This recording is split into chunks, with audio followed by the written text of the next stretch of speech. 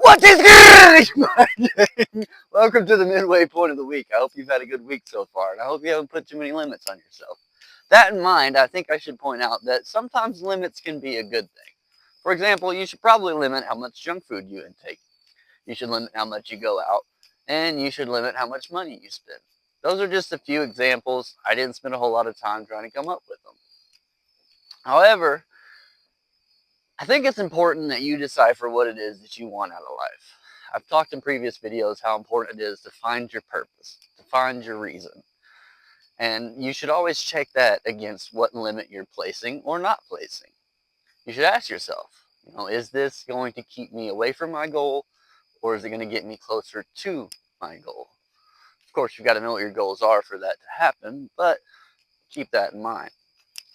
Fear is the same way. It was originally ingrained in human beings as a means to keep us safe.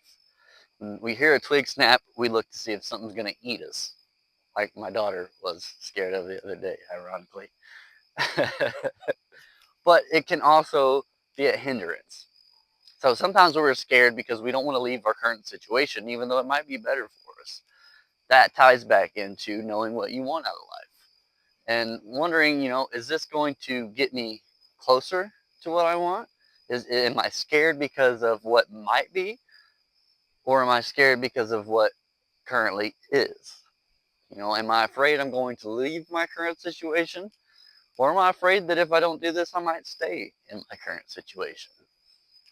You just got to play it by ear. Every situation is different.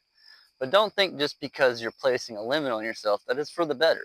It might just be your irrational fear talking, because the unknown can be a little spooky. We like to know what's going to happen. It's in our nature. I hope everybody's had a good day today, and we're going to try to talk to you again Friday. I hope you have a good night.